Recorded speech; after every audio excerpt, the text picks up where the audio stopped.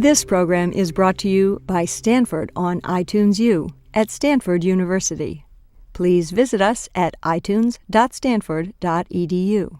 I want to start talking about quantum mechanics now. We haven't talked about quantum mechanics. We've talked about classical physics in a world where what we can call the state space, the space of states, is discrete. We've talked about hopping around from one state to another and how information is counted in bits, how with time you can jump from one state to another, and so forth. That's all classical physics, or it's physics based on classical logic. Classical logic means that the space state is a Boolean space. So that everybody know what a Boolean space is? If not, all it means is a bunch of points in some space, and that each point represents a state, and all of the logic is classical logic that Aristotle would have understood, that Newton would have understood, and so forth. Whereas quantum mechanics makes use of an entirely new kind of logic, which is in a very basic way different. To illustrate it, I'd like to start with the basic idea, first of all, of a single quantum bit, a qubit. We talked about the classical bit, which is just the heads-tails type distinction. Here we can, I have my prop already. This end is different than this end. If I point it up, that's one state. If I point it down, that's another state. That's the two-state system, and that's all there is to it. Nothing in between. Assume nothing in between. That's the basic classical bit, either up or down, with nothing in between. And of course, you can have many bits. Ooh, that's fun. You can have many bits, 2 bits, 3 bits, 4 bits, whatever. And pretty much all of physics, anything in physics, can be represented or at least approximated by a system of classical bits, anything in classical physics. Quantum physics, the concept of a bit is very, very different, the concept of a bit of information, and that's what we want to talk about today. The basic, simplest example is the spin of an electron. Now, we don't have to know very much about what spin means. Does it have something to do with spinning or not? This is not very important. What is important is that every electron has associated with it a vector. Now, we're going to get into big trouble because there are 2 things that I'm going to wind up calling vectors. One of them is abstract vector spaces, which we're going to come to in a little while, and the other is vectors in ordinary space. A vector, this I took with me just to illustrate the idea of a vector. You know what a vector is in ordinary space. It's an object with a length and a direction. And I put a nail in the end here to indicate the arrow so that you'll know which way it's pointing. It's not pointing at me, it's pointing up in the corner of the room there. That's your naive elementary physics concept of a vector, a thing in ordinary space that has a direction. Of course, it also has components. For example, this vector here has a component in the horizontal direction.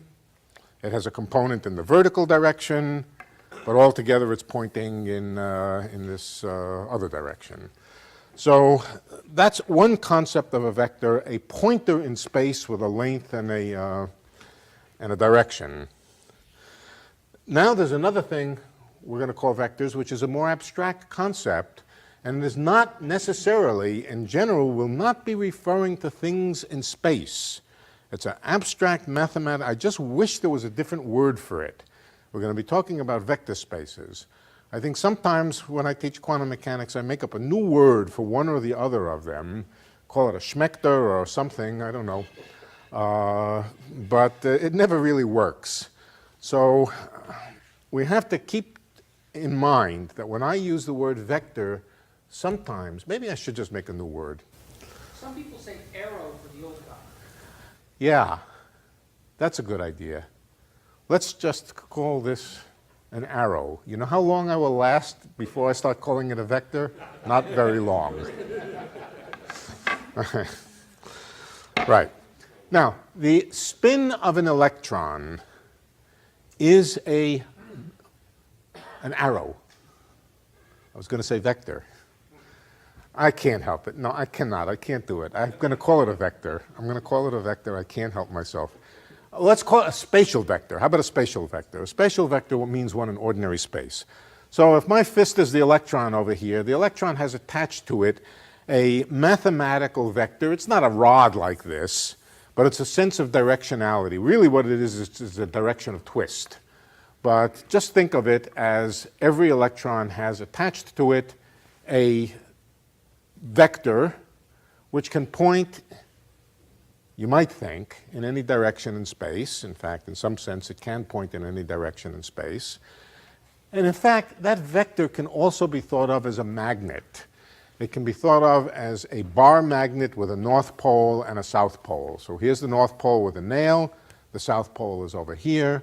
Every electron is a little magnet. Right? And the strength of the magnet, which is measured in some units, which I forget what they're called, strength of magnet units, is some particular number. So that means all electrons, their space vectors that go with them, it's called the magnetic moment. The magnetic moments are all the same length. They may point in different directions, but they're all the same length. And we can simply imagine that they are objects all of the same length, of a common length, but different directions. Now let's talk about ordinary classical magnets. And I want to talk about the concept of preparing a state and detecting a state.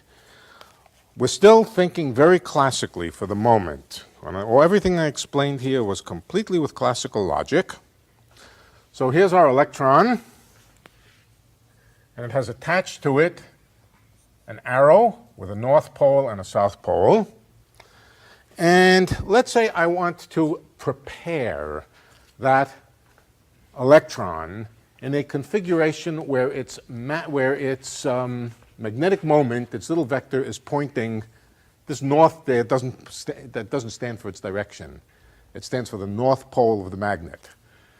I want to have the north pole, I want the magnet to be pointed vertically upward. I want to prepare it that way. How do I do it? Okay. What you do is you simply create a large magnetic field.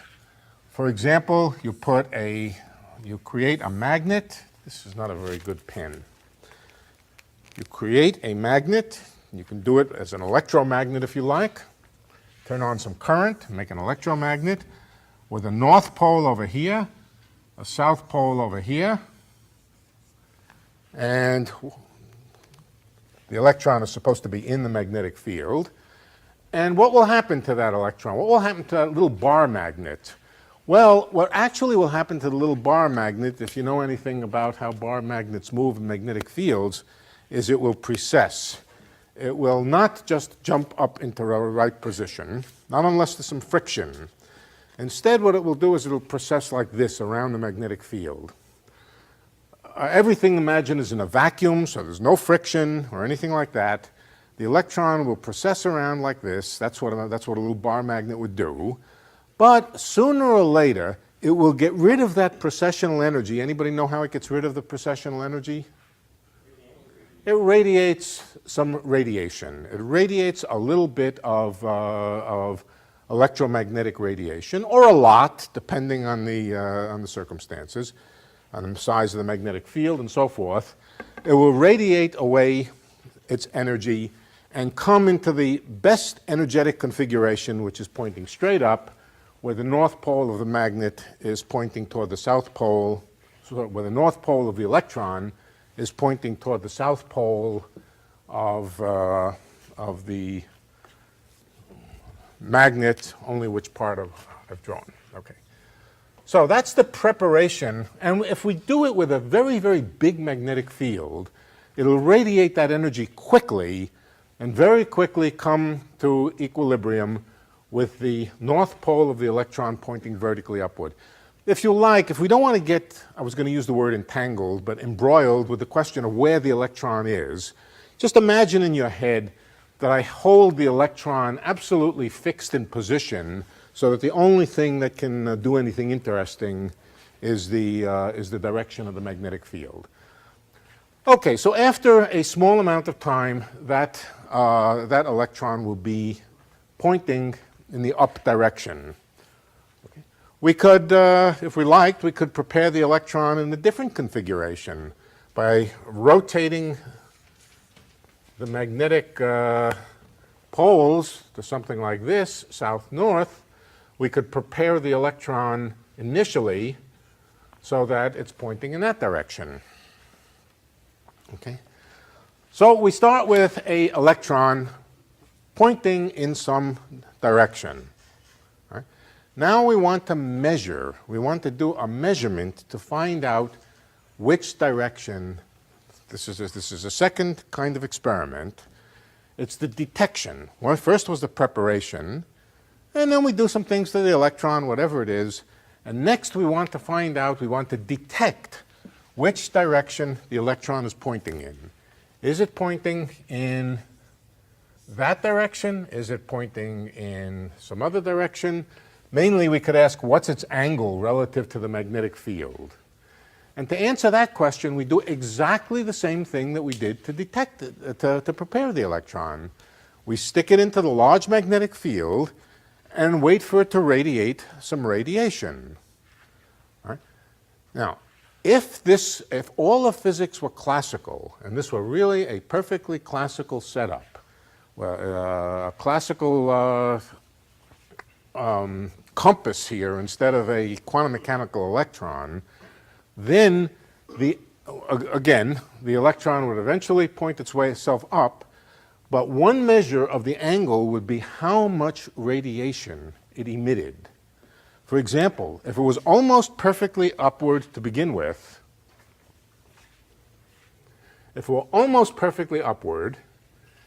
then it only has a little bit of extra energy. Perfectly upward has the minimum energy when the North Pole is pointing toward the South Pole. That's the minimum energy of that little pointer here. Rotate it away a little bit, you give it a little bit of magnetic energy, and of course, after you've put it after you've let it come to rest again, it does so by giving off that little bit of energy. All right? If you were to go to a more extreme situation where you pointed the electron in some horizontally, then by the time it got vertical, it would emit even more energy. Finally, if you pointed it straight down, it would emit the maximum amount of energy in the form of radiation. And so you could measure at least the angle relative to the magnetic field by measuring how much radiation comes out. All right? And the answer would be a nice continuous function of the angle of the electron, so that when the electron was pointing up, no energy comes out. This is angle horizontally, energy emitted. If the angle is 0, that's when it's pointing straight up, no energy. If the angle is downward, maximum energy, and then as you turn it over all the ways, back to 0 energy and so forth. So you would measure then the same way that you prepare, you measure the spin direction of the electron by letting it emit a photon, by letting it emit some radiation, and counting up the amount of the radiation. Now, I've told you completely the wrong story for a real electron. This is not the way it works. This is not the way it works for a genuine electron. Something else happens, and I'll tell you now what it is. And it's very weird. It really does illustrate the weirdness of the quantum world. First of all, no matter which way you create the electron in here, I won't even try to give a classical picture. If I try to give a classical picture, I will prejudice the story. You do something to the electron, and you put it over here. Whatever you do to the electron, one thing you could do to the electron is initially prepare it in some funny angle, But whatever you do to the electron, you put it over here, you turn on the magnetic field, and one of two things happens. Only two things can happen. One is it emits no photon, no electromagnetic radiation. The other is that it emits one quantum, one photon of electromagnetic radiation of a very particular frequency. It's the particular frequency that corresponds to the energy of jumping from down to up. Whatever that energy is, you can emit a photon of just exactly that energy and no other energy. Okay? So there seemed to be, it's almost as if the electron had only two possible configurations. You jumble it up, you don't know what you've done to it, you stick it in here, and it seems there's only two things that can happen. One is that it behaves as if it were pointing up, in which case it gives off no photon. The other is that it behaves as if it were pointing downward and gives off the photon. And those are the only two things that can happen. All right? But depending on now that seems a little weird. Why? Because supposing you prepared the electron by putting it into a magnetic field that would have the effect of freezing it into a direction, let's say at 45 degrees, or even better, at 90 degrees relative, in other words, horizontal. Then we would think to ourselves, well, that electron is now pointing in some other direction. Now, when I stick it into the vertical field, you would think that the response would be something different than if it were just plain up or down. But no, the response is always just one of two responses. Either it does give off a photon or it doesn't, and always of the same energy. So it seems that in some sense, there are only two states for the electron. Either it's pointing up or it's pointing down. But wait a minute. What about if you put the electron into a magnetic field pointing in yet a different direction? Then you're going to find that there are only two states for the electron, either pointing this way or pointing that way. Something's very confusing. How many states does the electron actually have? Is it always only up or down? Or can you make it point in some other direction? And if you do make it point in some other direction, how come when you stick it into the up-down detector here, the detector that detects the direction in the up-down direction, that you only get two possibilities? How come there isn't a continuum of possibilities in between? That's the puzzle, or that's one of the puzzles of quantum mechanics, that it behaves as if there are only two states, up or down when you measure it, but you can nevertheless prepare that electron pointing in any direction by using a magnetic field in the appropriate direction.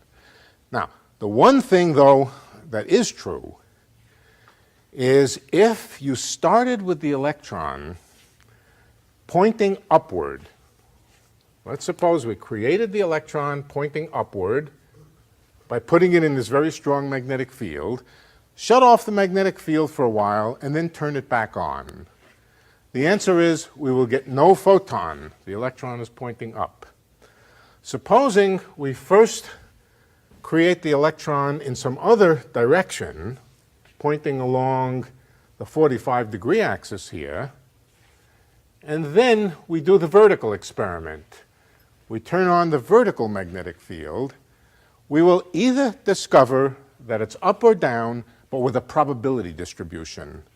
It will not be definitely up or definitely down. We can do this experiment repeatedly, over and over and over, many, many times identically.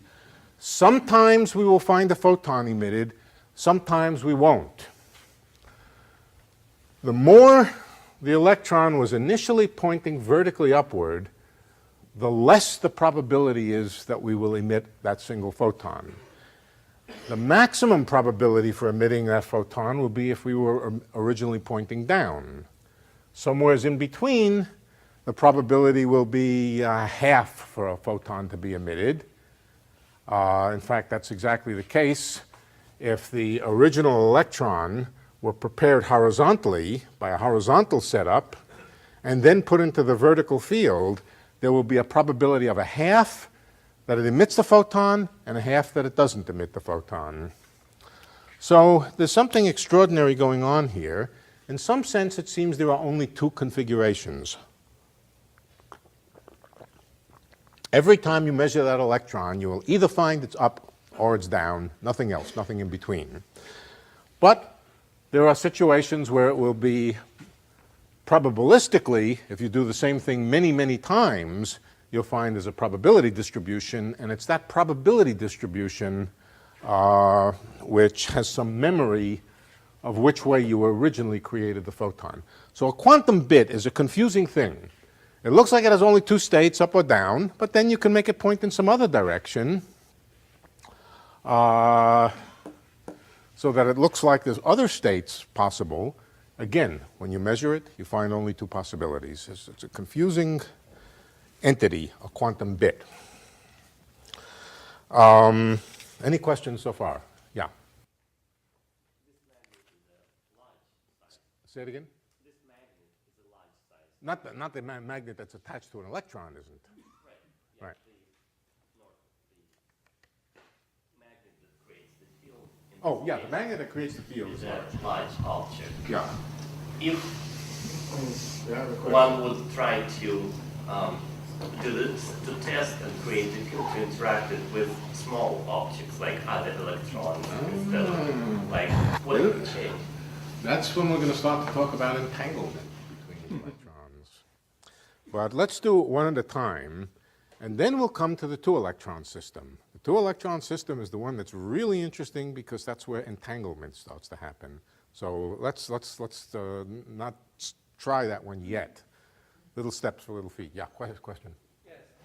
To get this probability distribution, do you have to do the whole experiment over and over again, prepare it, and then measure? If you want to get it experimentally. Or can you prepare it once and then try Well, to make it? there's no way that with one experiment that you can accumulate a probability distribution.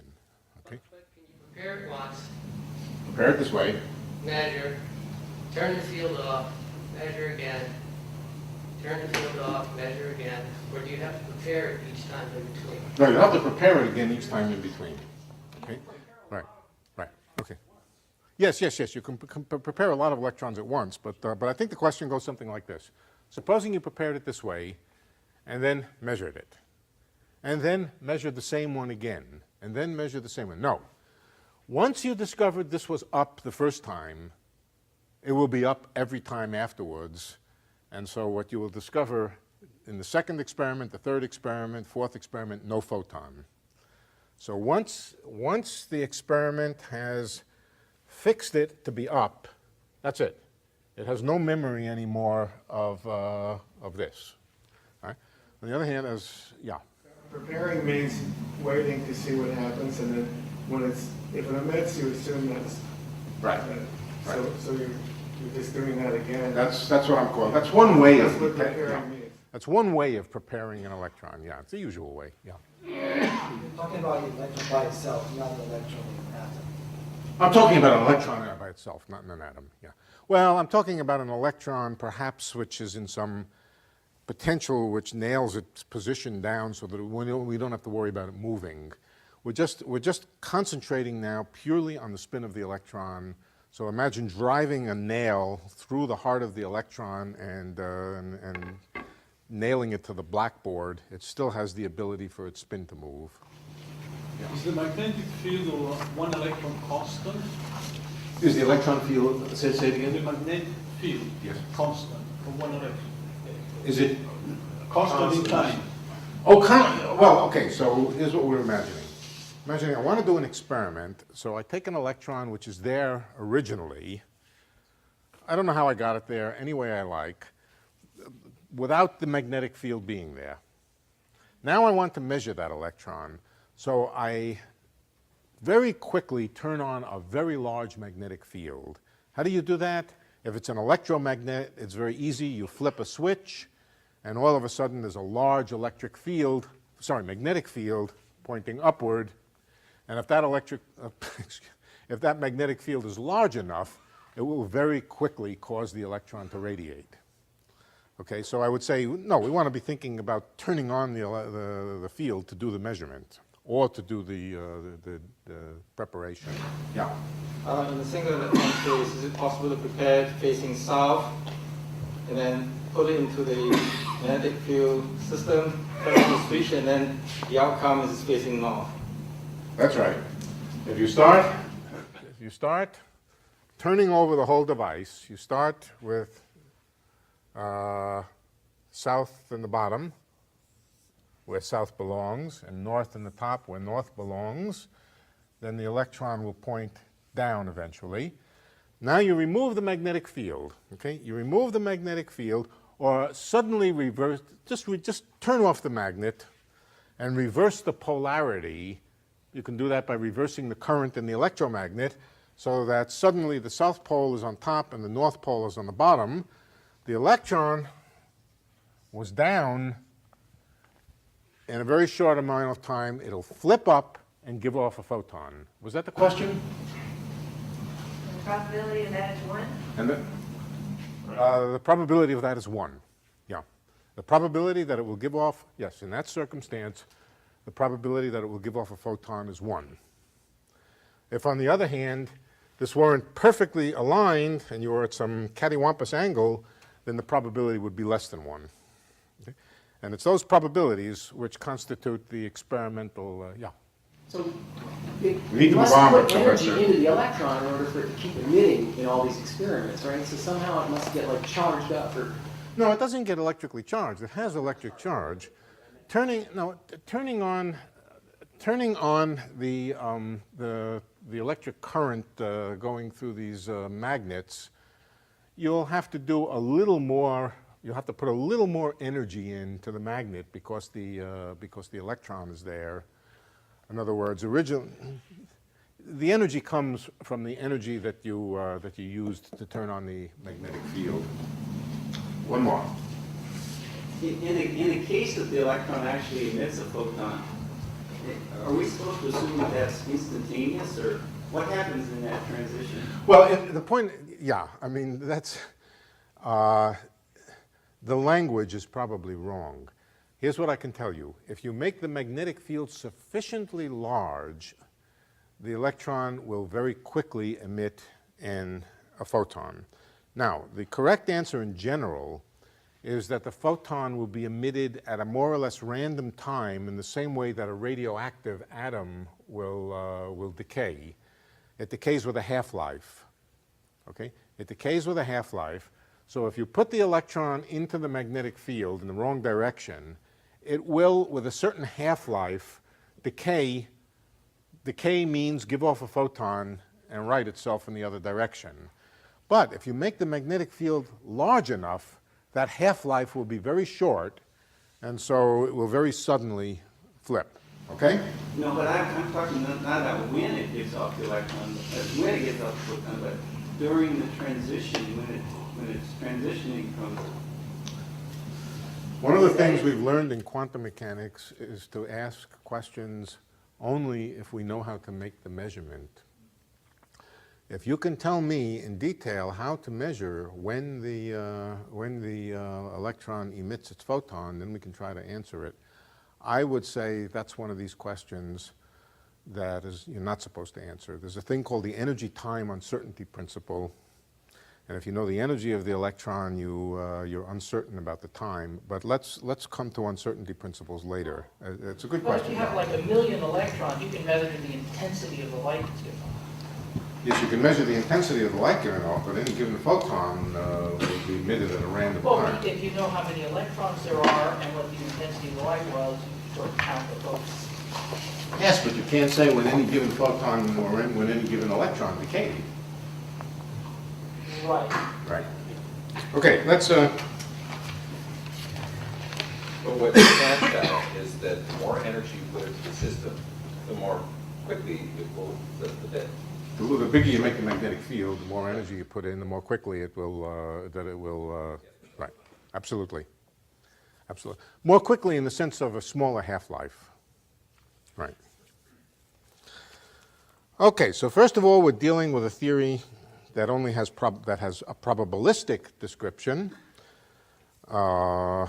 and we will see ultimately that there is really there's probably no way around the fact that the description has to be probabilistic, at least at some level. The mathematics of the state space, of the concept of a state. The state is different in quantum mechanics. It's clearly different. If this were clearly different, it's a system with only two states, you think, but then again, it seems to be able to be oriented in any direction. The mathematics of quantum mechanics and the states, in particular, the states of a quantum bit, are not the mathematics of a set of 2 points. They're not the Boolean mathematics of a set of 2 points. This thing which describes, the mathematics that describes a quantum state is a vector space. Now I use vector in a different sense. It is no longer an arrow in ordinary space. It is a mathematical abstract vector space whose character you'll come to understand. If you persist and persist at it a little bit, you will begin to understand what this vector space is and how it characterizes the possible configurations or the possible states of an electron and how it can be consistent with this fact here. Okay, I'm going to spend a little bit of time now just doing some abstract mathematics, very abstract mathematics, and then we'll seek to interpret it and to interpret the state of the electron. I'm going to tell you what a linear vector space is, what a vector space is. A vector space is a collection of objects, and here are the rules for an abstract vector space. As I said, do not confuse this with the pointer that is a vector in ordinary space. This is just an abstract, completely abstract concept. First of all, a vector is an object, and we'll label it like that. It's an object with a set of rules. It's a collection of objects. It's a collection of objects, right, with a rule. First of all, a rule that any vector can be multiplied by a constant to get a new vector. This gives a new vector. We could call it, let's call it A prime. So there's a concept of multiplication by a constant. Now, first of all, let me tell you that the constants we're going to be talking about are complex numbers, not real numbers. Anybody here not familiar with the concept of a complex number? If so, raise your hand and be humiliated.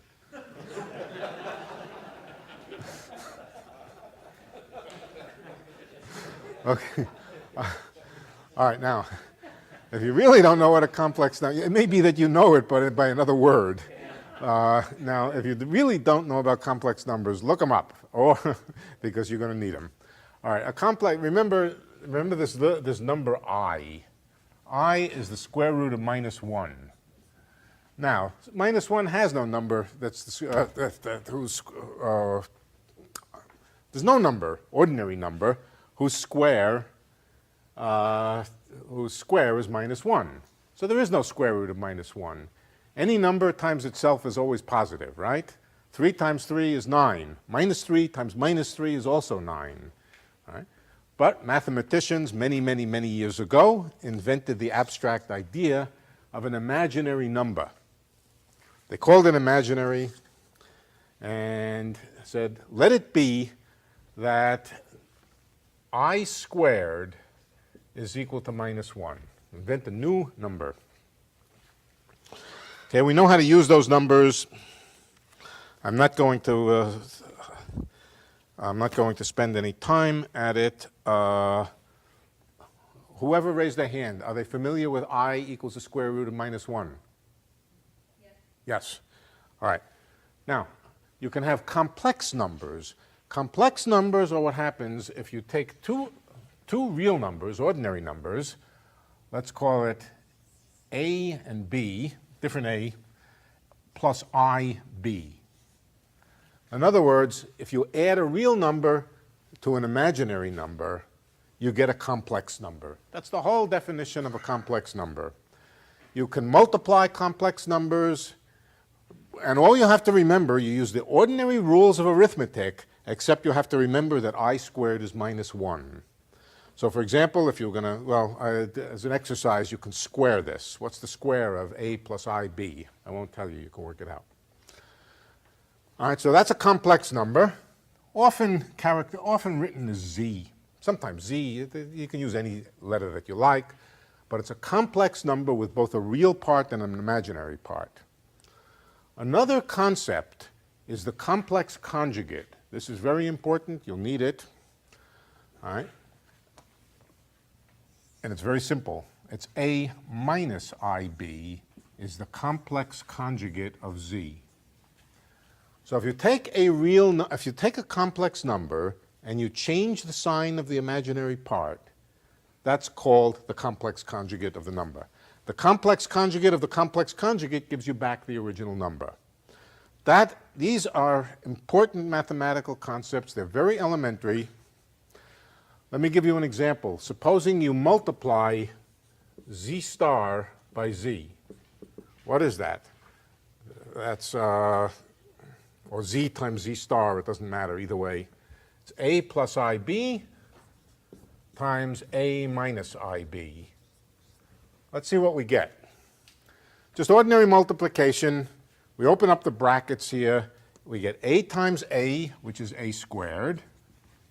We get A times IB with a minus sign, minus IAB, plus IAB from this one times this one. And then, what about IB times IB? What does IB times IB give? Minus B squared, but there's a minus sign here already, so it's minus I times B, and so that gives plus B squared. Altogether, we get A squared plus B squared. These pieces cancel. So that's an example of using, that's an example. We're not using it for anything.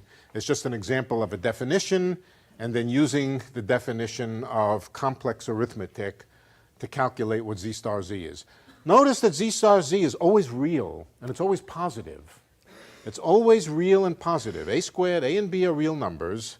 A squared and B squared are both positive. So Z star Z is a real number and it's positive. It's thought of more or less as the magnitude of the complex number. All right, so first of all, for the kind of vector spaces we're going to be thinking about, they're called complex vector spaces. And one of the rules of one of the operations that exists in the complex vector space is multiplication by a complex number. Now, a complex number includes real numbers, incidentally. So you can, C could be 2, or it could be I, or it could be 2 plus I, or anything like that.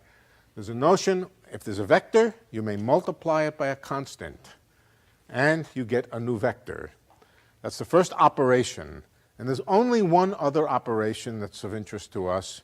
It's adding vectors. There's a rule for adding vectors.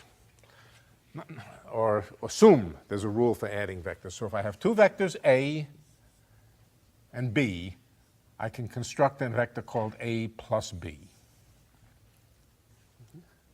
And that's some new vector, which I guess we can call C, but C is a different C than appears here. This C stood for constant.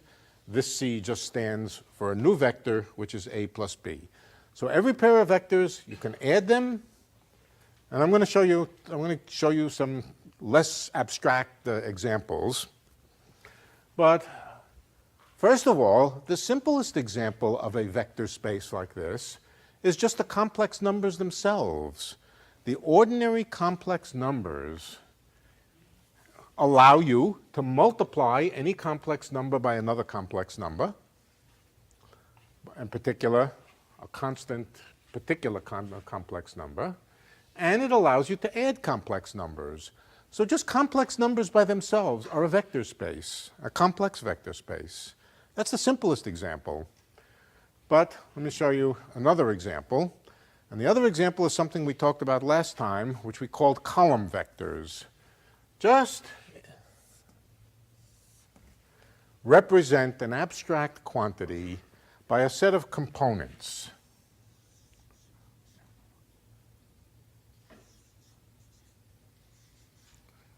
All the components are themselves complex numbers.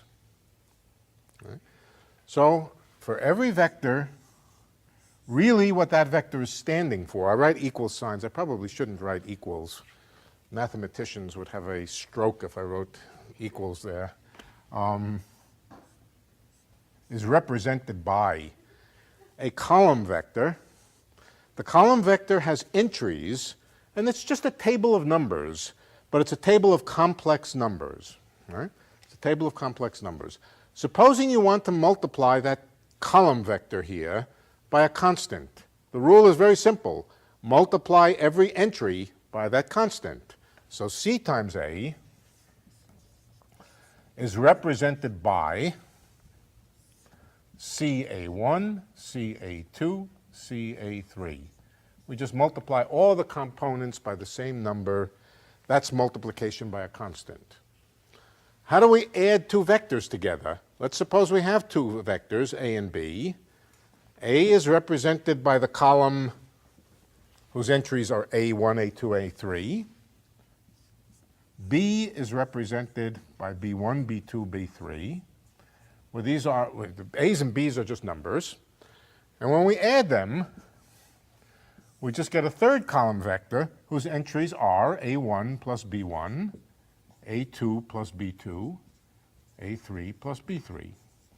So column vectors are an example of a vector space. And they are the basic example that we will use over and over again. As I said, mathematicians would have a stroke if I called the columns vectors. They would say the columns represent vectors. And you would call these the components, or a set of components of a vector. Okay, that's the idea of an abstract vector space. The very strange thing is that the states of a quantum system, in particular a quantum bit, oh, incidentally, you're not restricted to 3. This is a particular case. This is a 3-dimensional vector space. All right? We could have a 2-dimensional vector space. That's actually going to be more interesting to us for the moment. A 2-dimensional vector space just has 2 entries. That's the next simplest thing, if you like, to the numbers. The next simplest vector space is a 2-dimensional vector space. Then there's a 3-dimensional vector space and a 4-dimensional vector space and so forth. And they all make sense. Okay, and you'll get used to this. Sooner or later, you'll start thinking in terms of abstract vector spaces if you pursue this subject. There's no way to learn quantum mechanics honestly and correctly without going through this mathematics. So it's absolutely essential. Now, if we were talking about the simplest vector space, just complex numbers, then every complex number has its complex conjugate. That means that there is a second vector space, which is the space of the complex conjugate numbers. Right? That the concept of complex conjugation is an important concept, and it also exists for other vector spaces. All you have to do, basically, is write the complex conjugate of the entries. But a rule, when you're writing the complex conjugate of a vector, I want to write the complex conjugate of the vector A, you draw it the other way, this way. That stands for the complex conjugate of the vector A. And furthermore, you represent it by a row vector. The components of the row vector are the complex conjugates. A1 star, A2 star. So whenever you see a row vector, always think of it as the complex conjugate of the corresponding column vector. If I tell you there's a row vector A which is in correspondence with a column vector A, always remember that there's a complex conjugation operation. Okay? This is the basic idea of a complex vector space written out in components. Everybody happy with that? Anybody want to? There's no asterisks at the A. No. Usually, that's right. That's right. The notation does not put a star over here. But you remember that the star is implicit in turning the symbol backward. Now, I'll remind you, this symbol is called a ket. No, this symbol is called a bra. This symbol is called a ket. Do I have it right? I don't. I never one of them's a bra, one of them's a ket, but it doesn't matter. It's completely symmetric between the two. Remember that the complex conjugate of a complex conjugate is the original thing. So that's the notion of a complex vector space. And finally, not finally, but we want to put the pieces together, you can multiply two vectors. The product, it's called, we've discussed this before, I realize. I'm not getting senile. I know I've talked about this before, but we really need to do it right now. There's the concept of the inner product of two vectors. The inner product of two vectors, the easiest way for me to describe it is in terms of components. I don't want to spend a lot of time giving you the most abstract definition. Are there any mathematicians in the audience? Plug your ears, just plug them up and right. All right.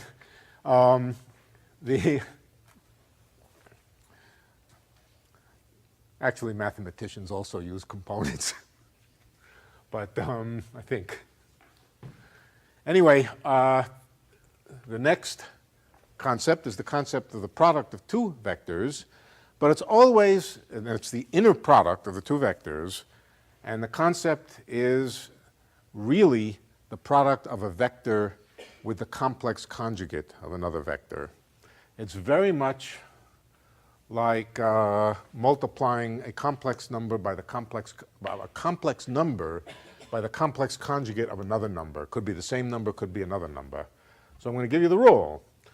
The rule I'm going to tell you in terms of components. Okay?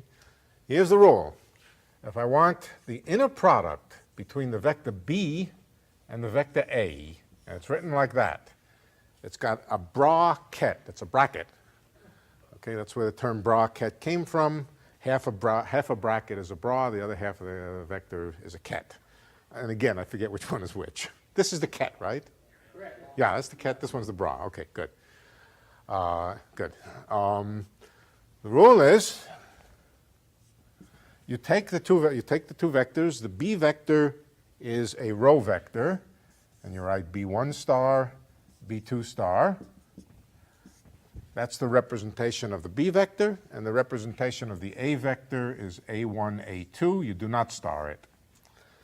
And the inner product between them, this product is gotten by multiplying the first component of B with the first component of A, B1 star A1 plus B2 star A2. First row with first entry here with first entry here plus second entry here, second entry here. Supposing, for example, okay, everybody, that's the basic concept of the inner product. It's just like multiplying two numbers together, except we get a term for each entry, the one entry and the two entry. For example, if we take the inner product of a vector with itself, let's take A with A. The inner product of a vector with itself has the form A1 star A1 plus A2 star A2. Notice one thing about this. A number times its complex conjugate is, first of all, positive, and second of all, real. Well, it couldn't hardly be positive if it weren't real. It's a positive number. So the inner product of a complex vector with itself is always a real positive number. It can be thought of as a kind of size of a vector. It's actually the square of the size of the vector. if you like. You can think of it as a square of the size of the vector, the length of the vector. It measures the magnitude of the vector.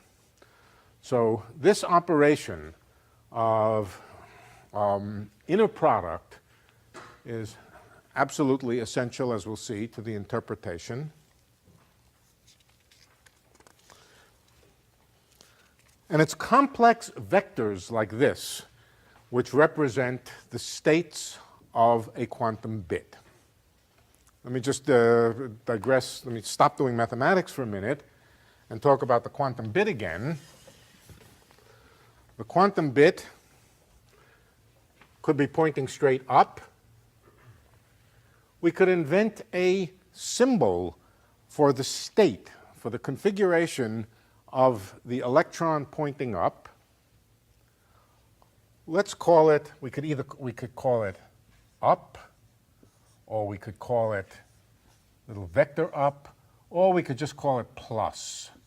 I think I'll just call it plus to indicate that it's pointing upward.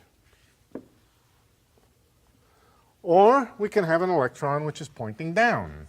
Now remember, when we go to measure the electron, we either find that it's up or down and nothing in between, and that we can identify with the vector minus. Just an abstract notation. This stands for the state of an electron pointing up. This stands for the state of an electron pointing down. Now in classical physics, we would never, under any circumstances, think of adding these two vectors or multiplying them by numbers. We would just say, this means electron up, this means electron down. In quantum physics, the general state of an electron, or an electron spin, is a vector in a vector space, which we could write A plus times plus plus A minus times minus. In other words, it's a two-dimensional vector space. We could also represent it by A plus, A minus. And here's the rule. So there are some coefficients that we can add them together with, and here's the meaning of those coefficients, or at least a partial meaning of those coefficients. A plus star A plus is the probability that we find the electron up. Remember, it's positive. It's positive and it's real. A star times A is positive and it's real.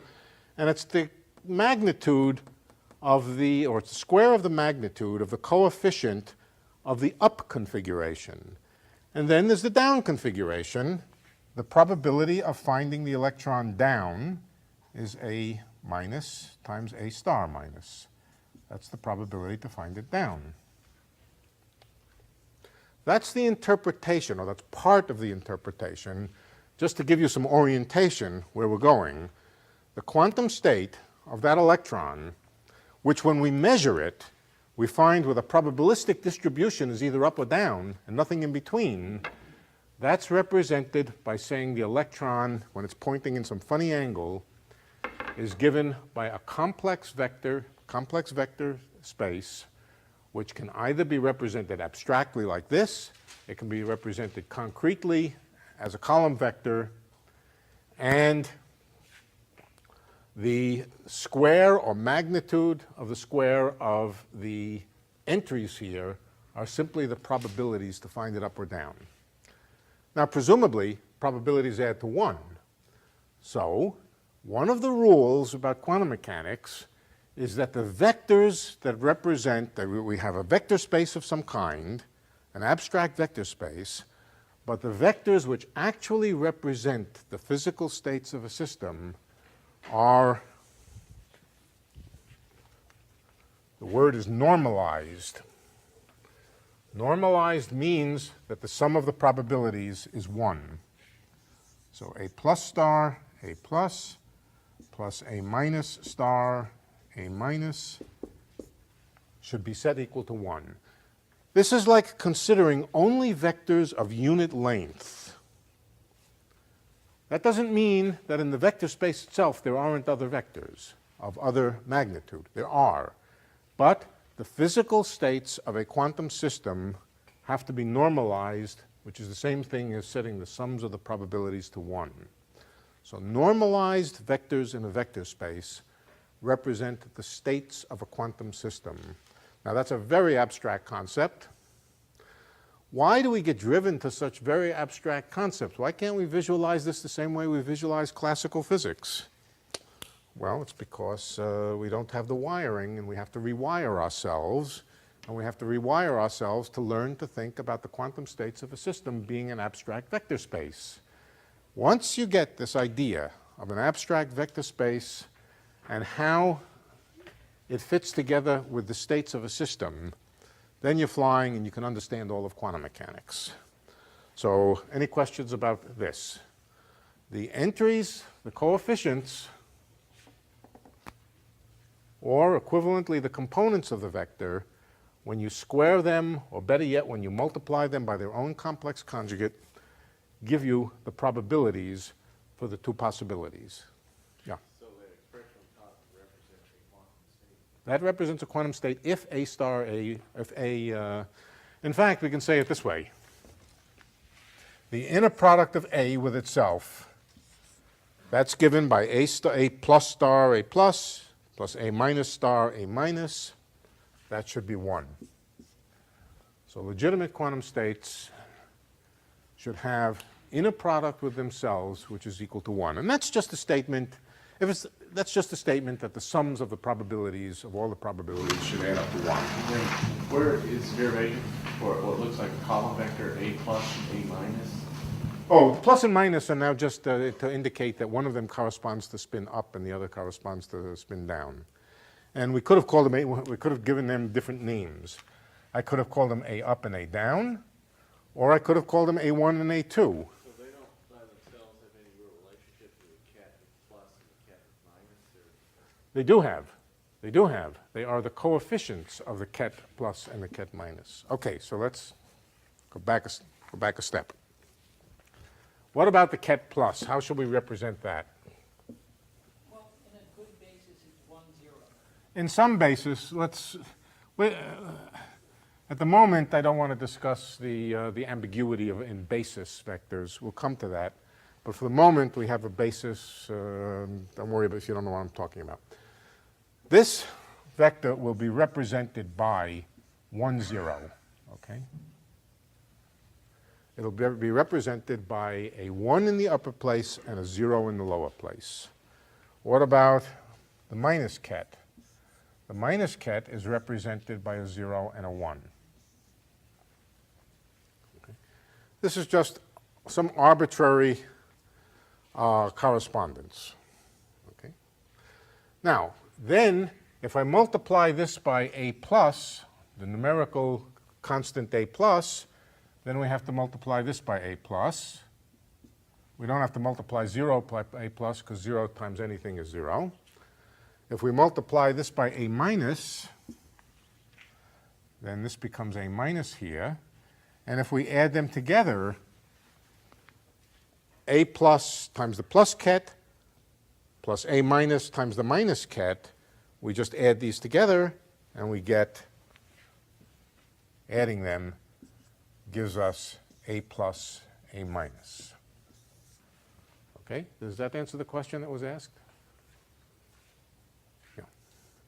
Okay, so yes, we said certainly the plus and minus notation, instead of 1 and 2, here I used 1 and 2, they're just labels. They're just labels. 1 and 2 is just a label to label the two entries. I could have used up and down. I could have used Joe and Pete. I could have used anything I want to label them. Here I'm using plus and minus. The two possibilities for the orientation of the electron or of the quantum bit. I'm labeling them by plus and minus. Good. Okay, so now we have the basic concept of a vector space, the inner product. Question. Does minus ket plus make sense? Say it again louder. Sorry? Say it louder, I couldn't hear. Does minus ket plus make sense? The minus ket. Minus 1 times plus ket. No, the minus ket is not minus 1 times the plus ket. No, no, no, no, no, no, no. I know that, but Oh. does it also make sense to you? I know that they're different, but does that also make sense? Oh, yeah, there's yes. Yeah, you're asking whether this object makes sense. Yes. You're allowed to take any vector and multiply it by any complex number. In particular, a complex number is minus 1. In fact, But your interpretation was that. but this is not. It is not the same as minus. Right. This has a okay, let's make that clear. The minus here does not mean that it's minus the plus vector. It's just a label. No more than the A2 means twice A1. Yeah. But you said the probability of this thing in the plus state is the A plus star times A plus, right? So with minus plus ket and ket both represent state where you have probability 1 in the plus state. Yes, So that's what's the correct. difference between the two? That's correct. Oh, no, the minus ket is probability 1 in the minus state. Wait. This ket here has probability 1 in the plus state. Right. So Right. without minus sign, we also have probability 1. Which one? Which one now? If we remove the minus, we also have probability. That's right. That's right. Both of these. That's right. Absolutely. Absolutely. We're going to come to that. Very good. Very good. Very good. Very good. Well, you're pointing out something that I was about to come to in a moment. I'll tell it to you right now. Well, okay, if I multiply it by any complex number of magnitude 1, that's right. That's correct. That's correct. So physically, we would not distinguish this state from this state. I won't write equals because in the mathematical vector space they're not equal, but they represent the same physics. All right? However, when I add them, A plus and minus A minus are not the same. That is a different state. All right? That is a different state with a minus sign here. But we'll come to that. We'll come to that. It was something I was going to talk about, but not yet. I want you to digest just the idea that the components of these abstract vectors, when squared, correspond to probabilities. Yeah. Okay. Does it make physical sense to change the minus ket to a bra and multiply those two together? Yes. And bra is minus Okay, so ket plus. Let's talk. I think you were asking whether it makes sense to take the ket vector plus and consider what I'll call its conjugate, which is the bra vector plus. In this case, there's no change because Well, except that you would write it as a row. right. What about the inner But the product? components don't change. The components do not change. That's right. In this case. Right. Because 1 is a real number, we don't have to complex conjugate it. Okay, so here's a little exercise. What's the inner product of the plus vector with itself? 1. 1, because it's just multiplying 1, 0 times 1, 0. 1 times 1 is 1. So this is 1. What about minus minus? Also equal to 1. What about the inner product of plus with minus?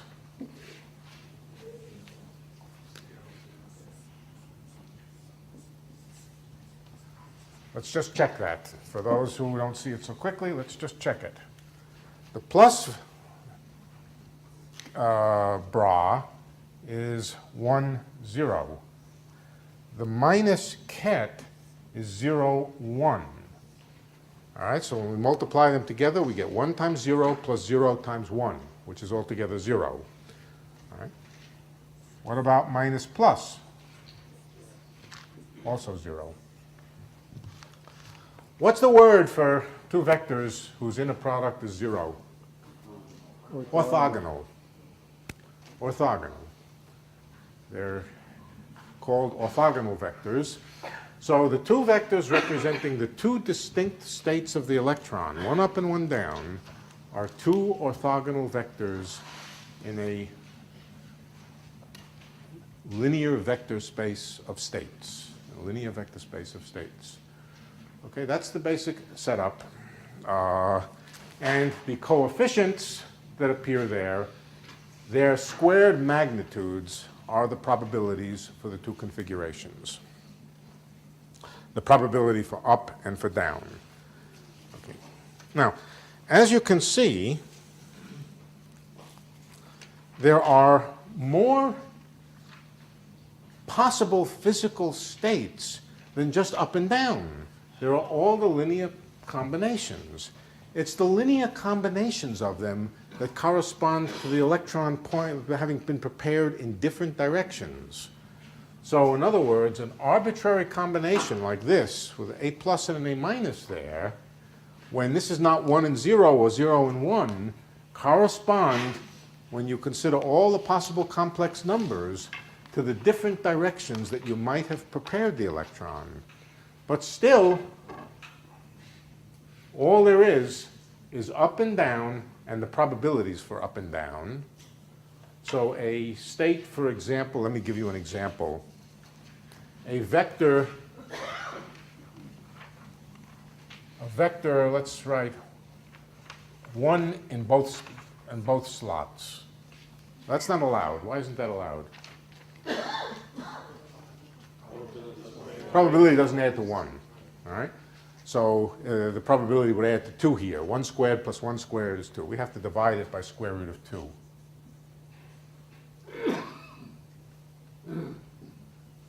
Now each of the probabilities is a half, and they add up to 1. Parentheses where? Well, it doesn't make sense inside of a cat. You're right.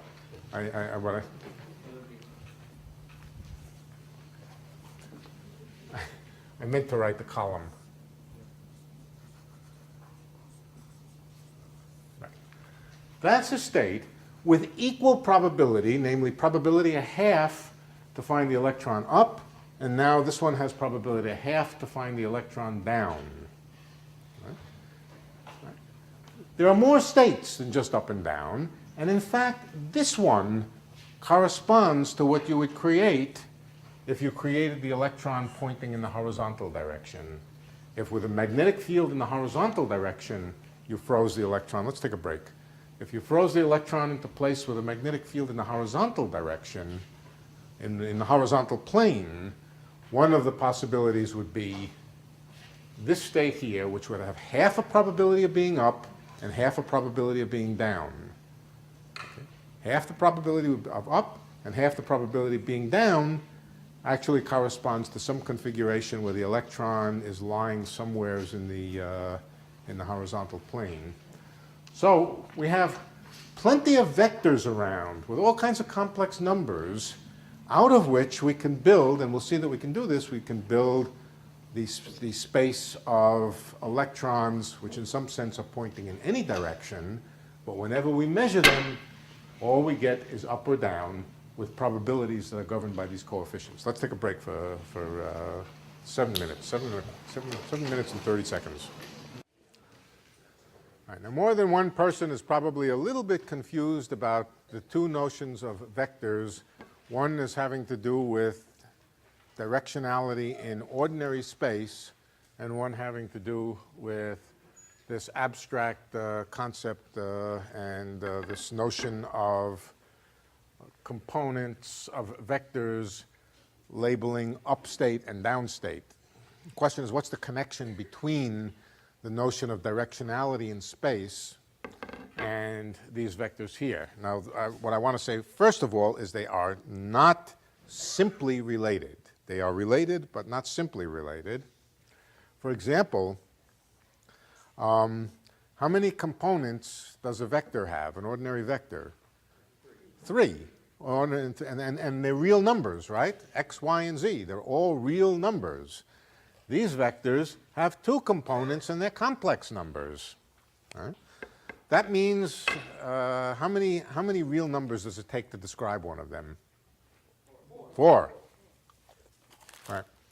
So they're not the same thing. But there must be some connection.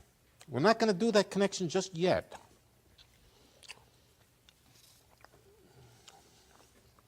But we will come to it.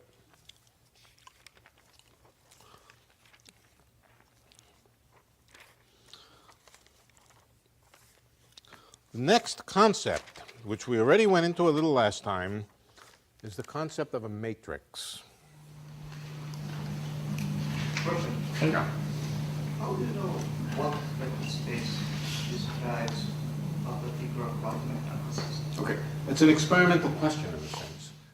From the fact that there are only 2 possible answers to the way that when you do this experiment on the electron, you either get that it's up or down and nothing in between, that tells you that there are 2 possibilities, and it tells you that you should be dealing with a 2-dimensional vector space. All 2-dimensional complex vector spaces are mathematically the same. So they're all the same. A 2-dimensional complex vector space is a 2-dimensional complex vector space. There's not more than one of them mathematically. So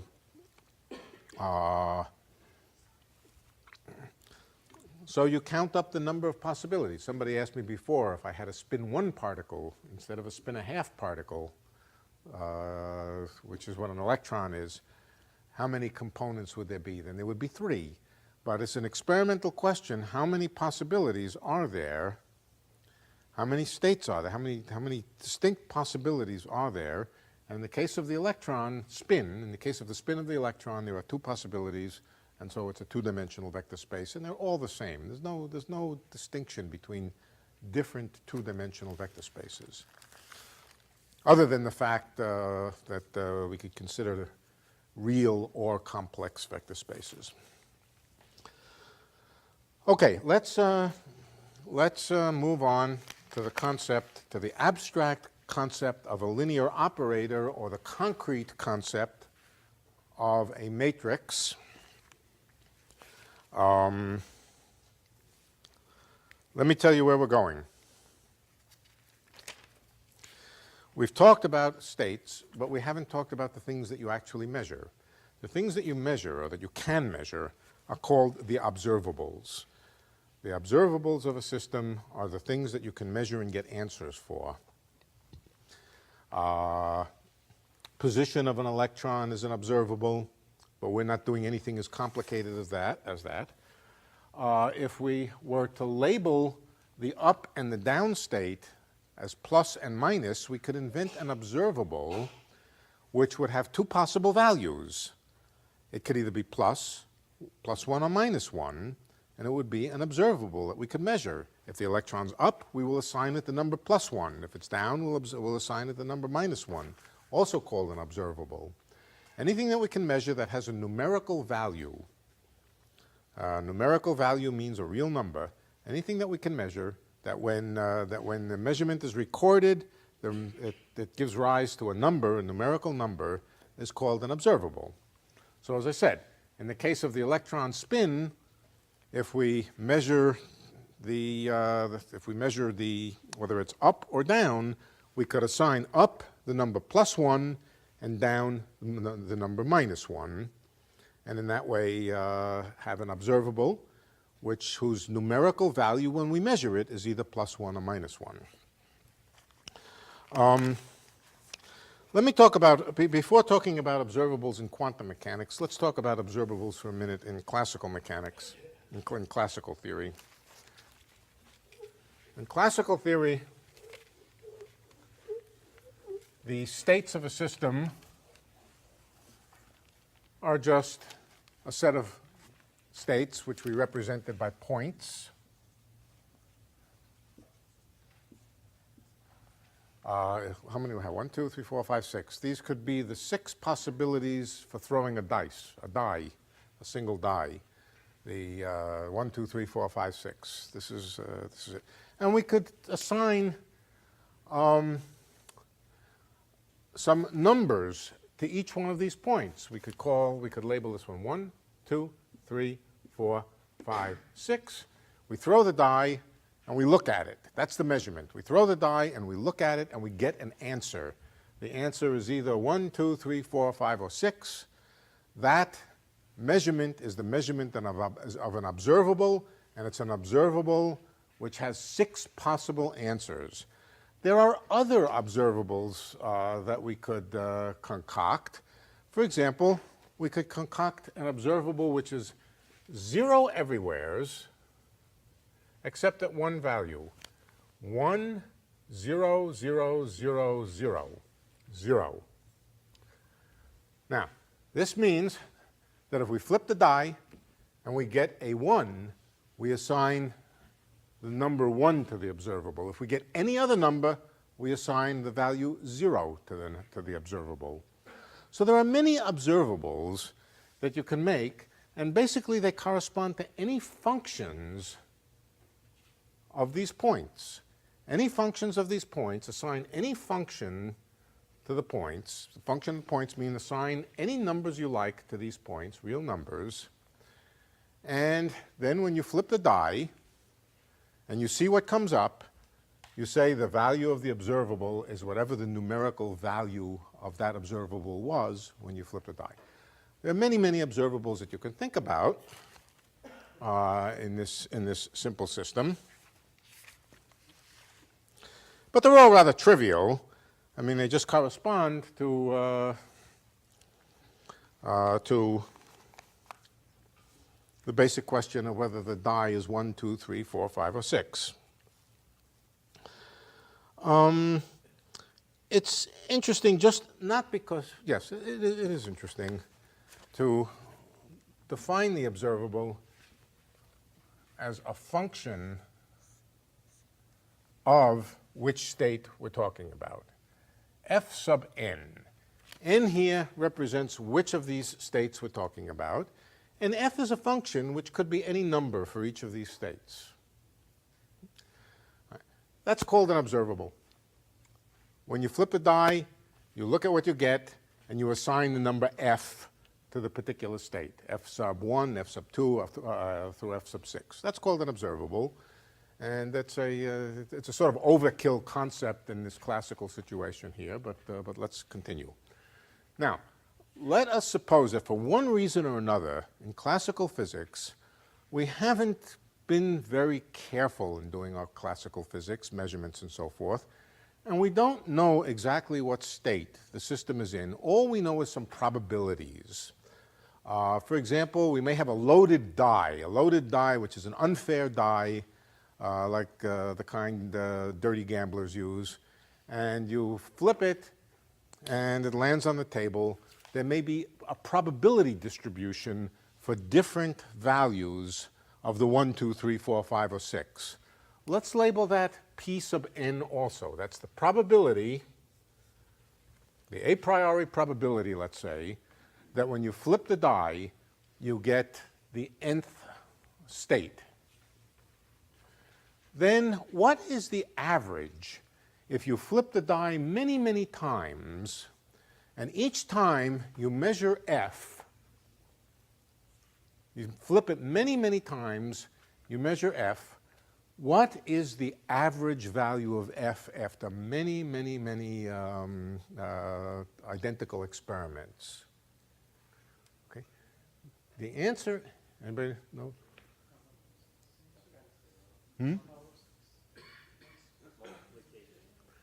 Well, right. The answer for the average value of f, we're assuming, of course, that the sum of the p sub n's is 1. In other words, the sum of the probabilities of 1. The average value of f is the sum over all the possibilities of the probability for the nth configuration times the value that the function has in the nth configuration. So what you do is you add up all the configurations weighted according to their probability. Weight them according to their probability. For example, if all the probabilities are equal, all right, then you just add up the f sub n's. If they're all equal, incidentally, they're not 1. They're 1 over n, because they're 1 over the number, 1 over 6 in this case. But this is the average over many, many. Let's take an example. Let's do a coin, a simple coin, all right, up or down, heads or tails. Let's say there's the probability for heads, and we're going to call heads plus. There's the probability for heads, which is p plus. There's the probability for tails, which is p minus. All right? If we have heads, we assign the number plus 1. If we have tails, we assign the number minus 1. What is the probability for that observable, which is either plus 1 or minus 1? It's p plus, the probability for plus, minus the probability for minus. Because every time you get a minus, you give it a value minus 1. Every time, in other words, every time you get a tail, you give it a minus 1.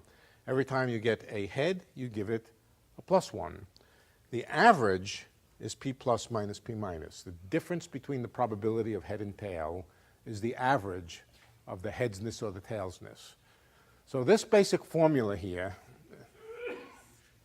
which is just the most elementary formula of probability of the notion of an average, that you average over all the possibilities, weighing it with the value of the quantity, the observable, whose average you're taking, and you weigh it according to the probability of that particular configuration. And that's the average value of an experiment which consists of many, many repeated experiments. What's that?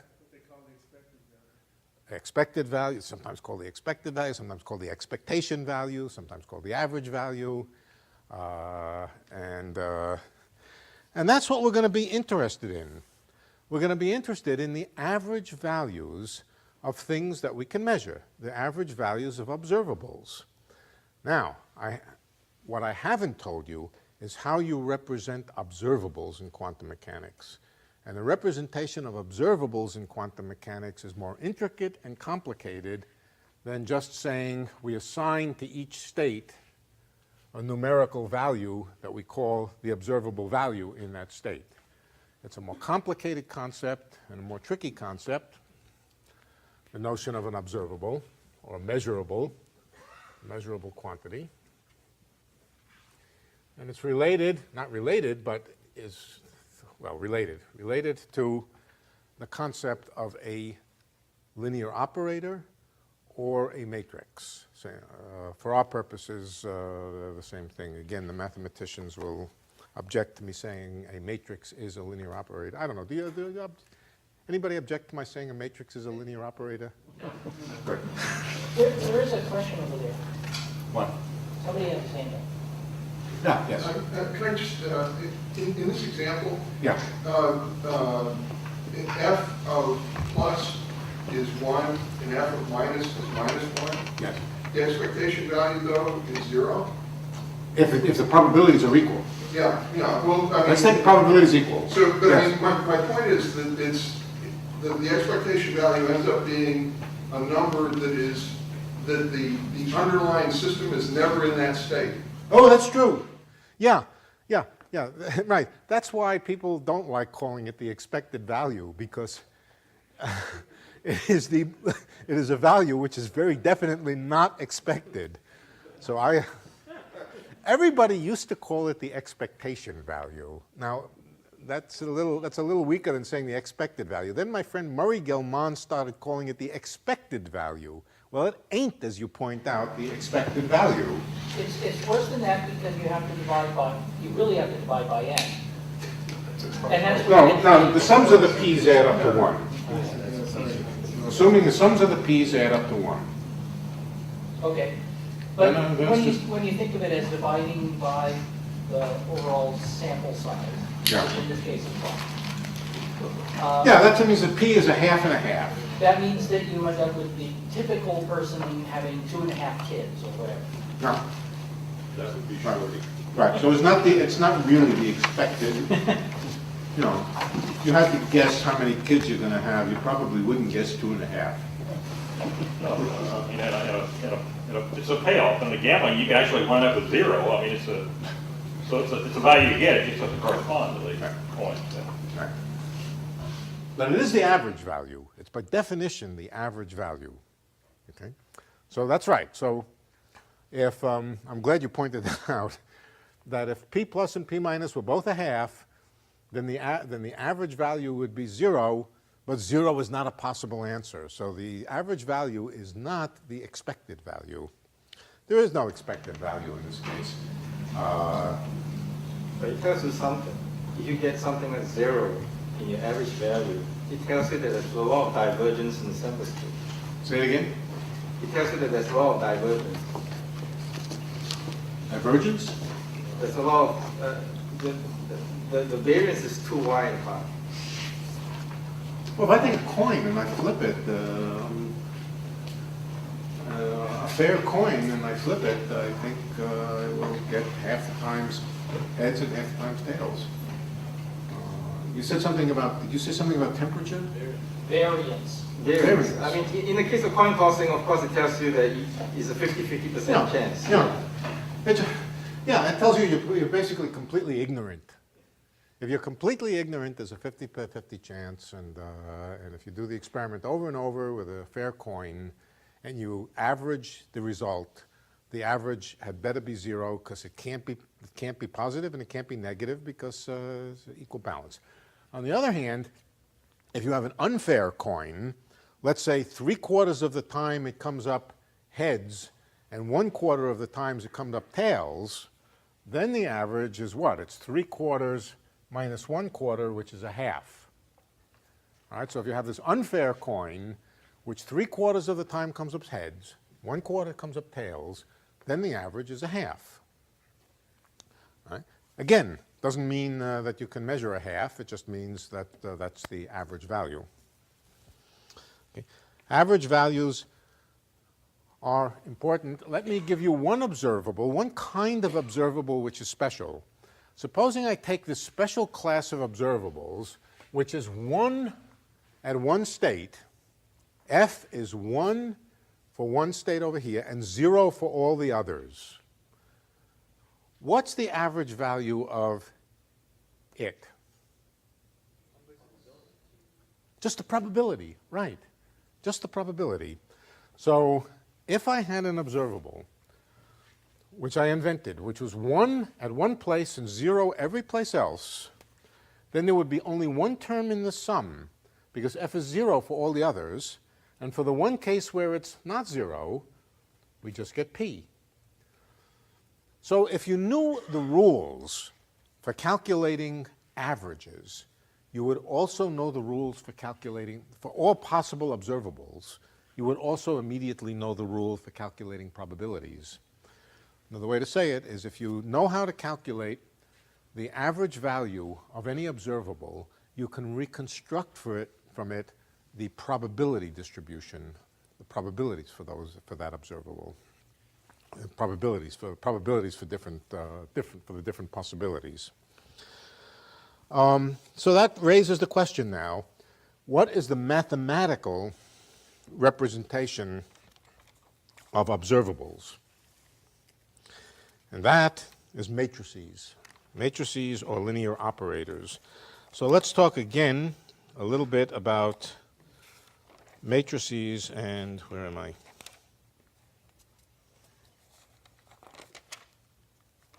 I don't know where I am.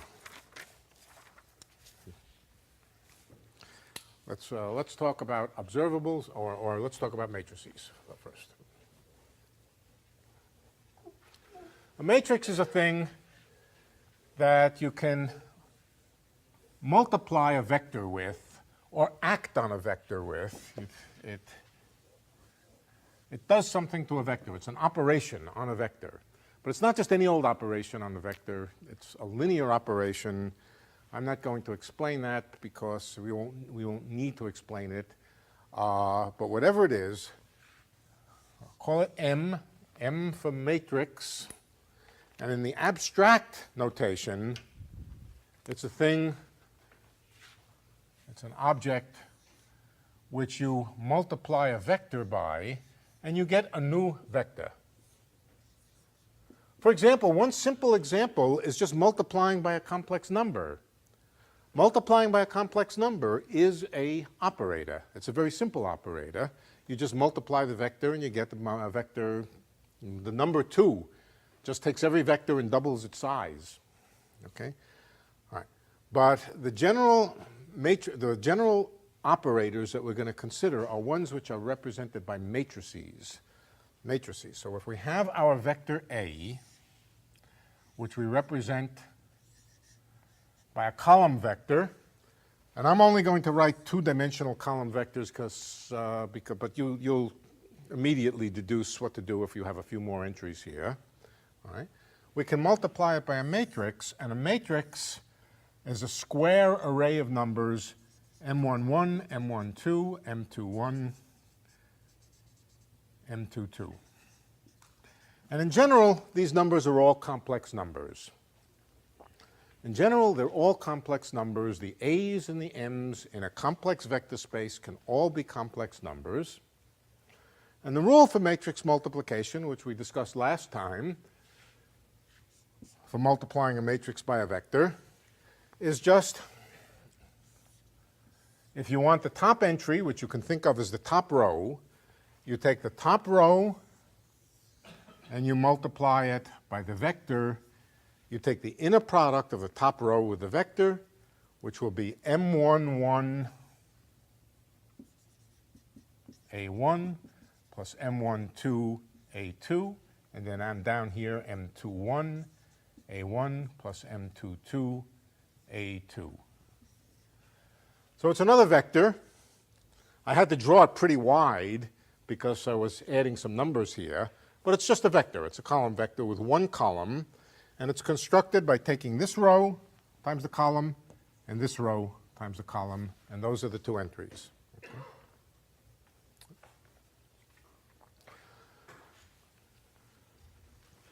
That's it. That's all that matrices are. Let me give you a couple of examples, a couple of simple examples from a very ordinary vector space. A very ordinary vector space is just the pointers or the arrows that you can draw on the blackboard. You can multiply a vector by, in this case, a real number. You can double it, you can triple it, you can multiply it by -1, and you can add two vectors. So vectors that you draw on the blackboard are a vector space. Let me give you, and they have, what are their components? Their components are the x component, here's x, here's y, and the vector has an x component and a y component.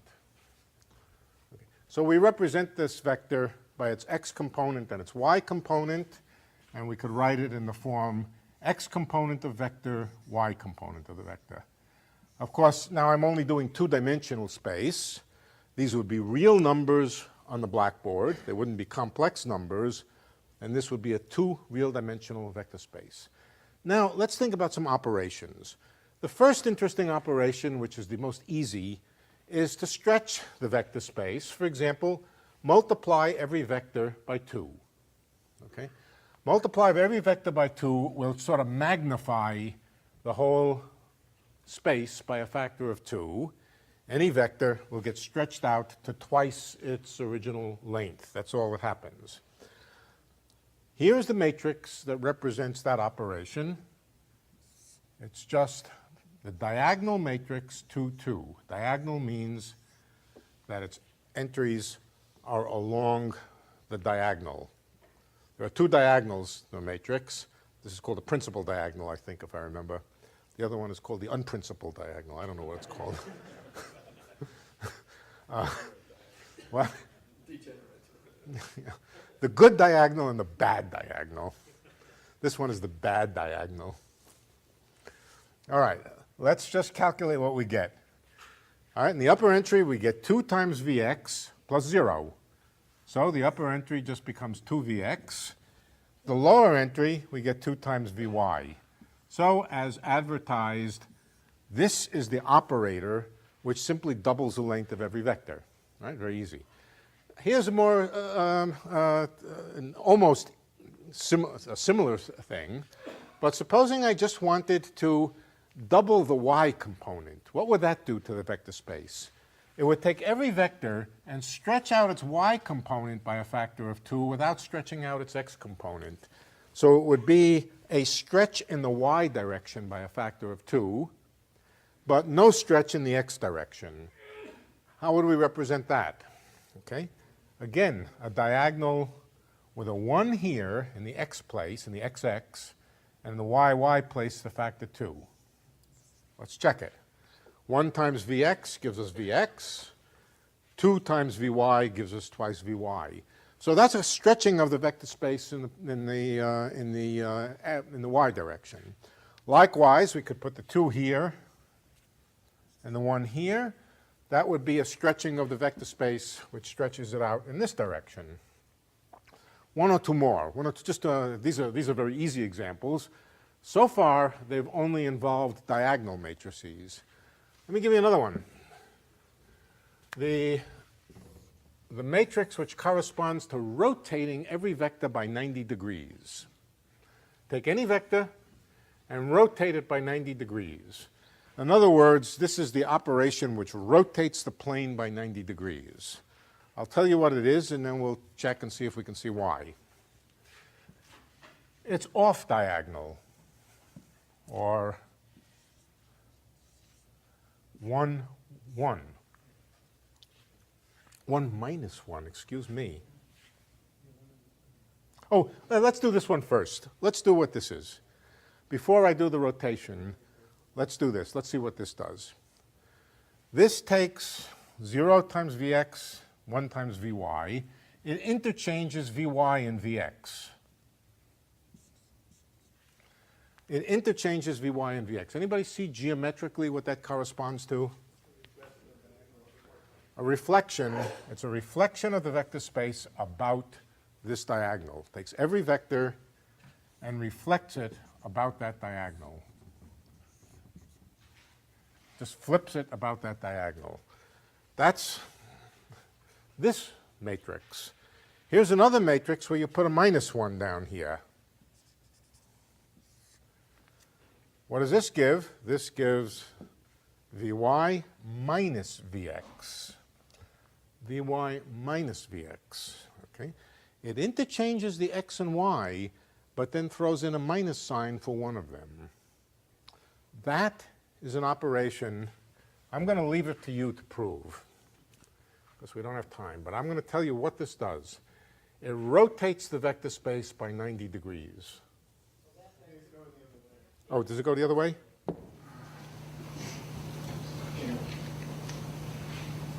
It's an easy way to see all this.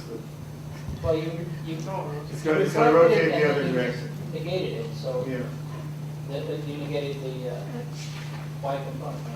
It rotates every vector by 90 degrees. Just the y component. What's that? Rotate it and flip it around the x-axis. The y component. The x component is going into minus. Right.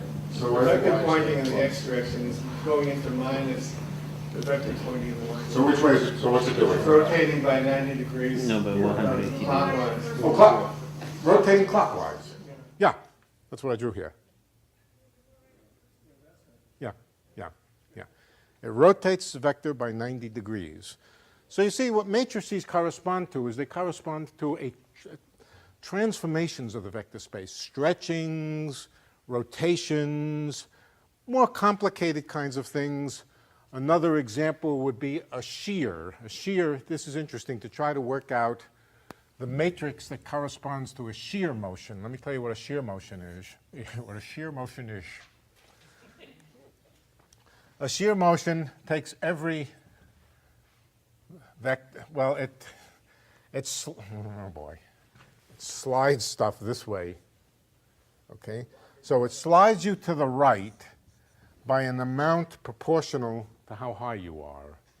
It takes every point and shifts it to the right by an amount proportional to how high you are.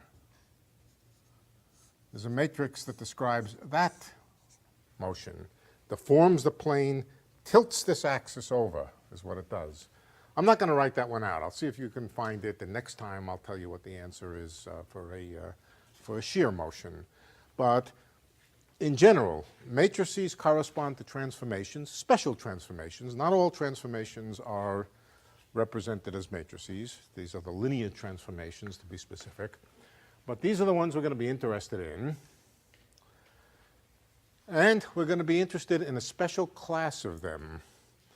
Now, this is very abstract, and for the moment, you will not see why. This is just definition, but I've got to give you some mathematics and then intersperse it with some physics. I'm going to give you the mathematics today, and next time, I'm going to show you what the point is. All right?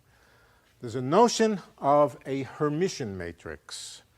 The notion of a Hermitian matrix the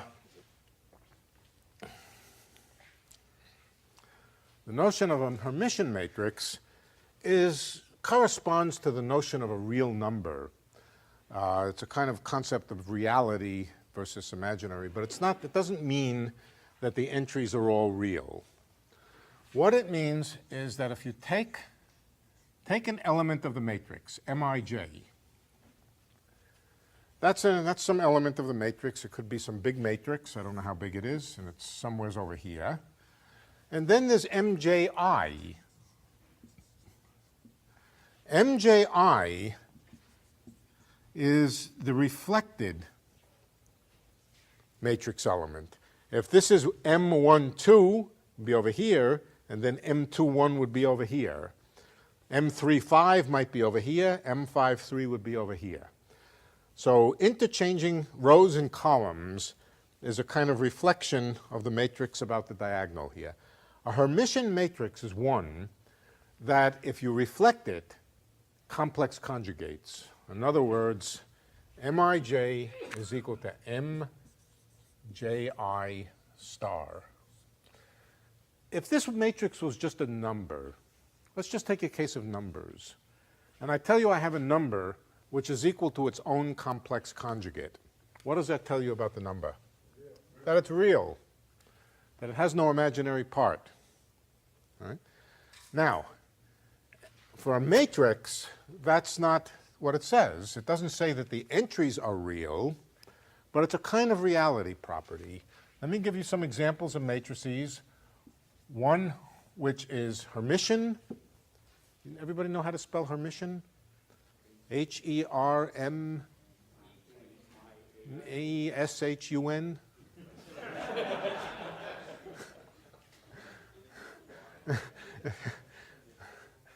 Hermitian. Hermitian. Hermitian. Some people, would you mind writing it on the board? Yeah. No, I wouldn't mind.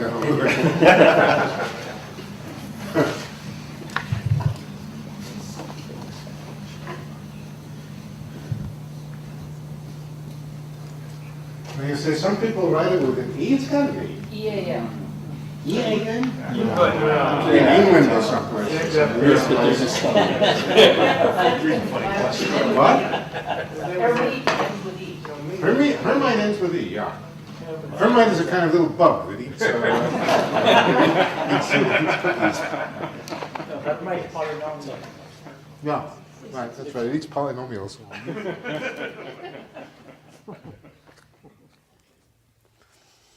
Okay.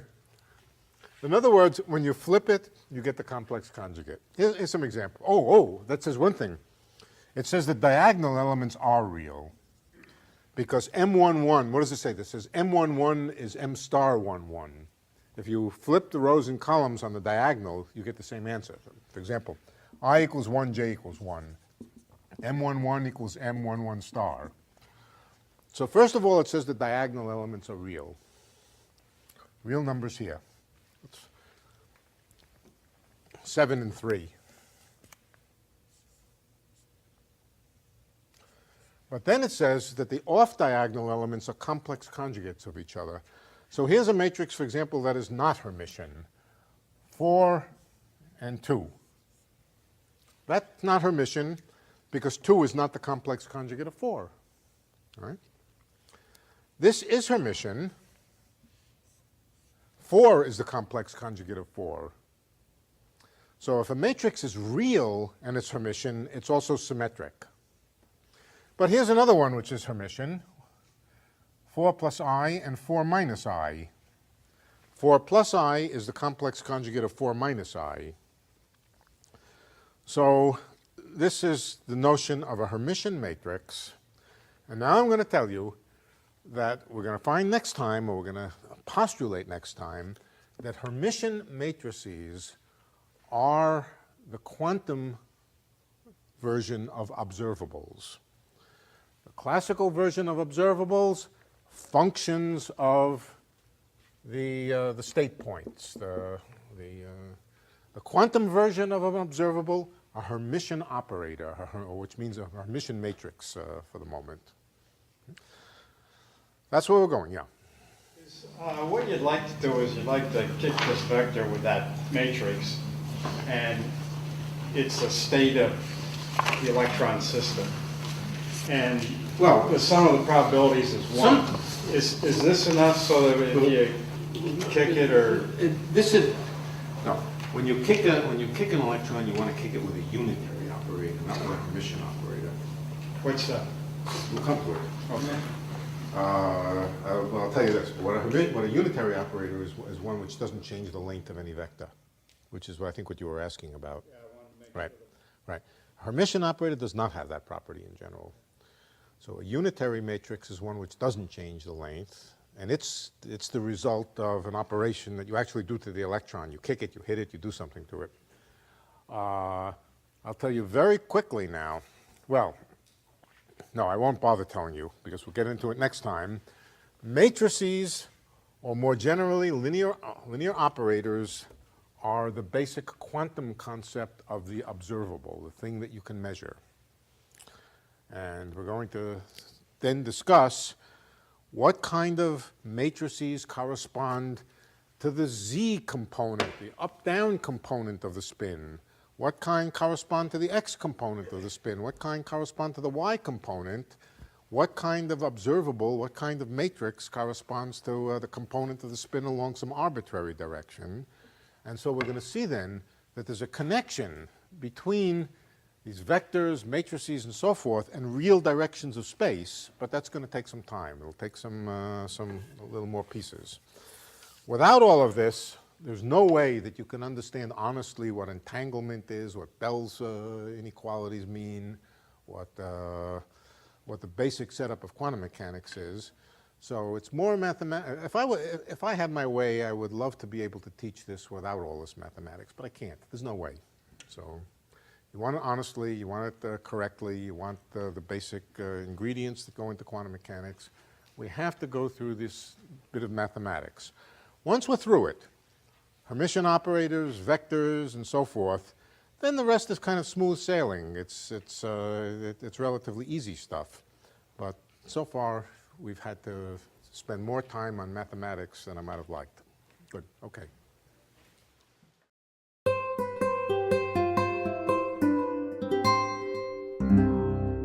The preceding program was brought to you by Stanford on iTunes U and is copyrighted by the Board of Trustees of the Leland Stanford Junior University. Please visit us at itunes.stanford.edu.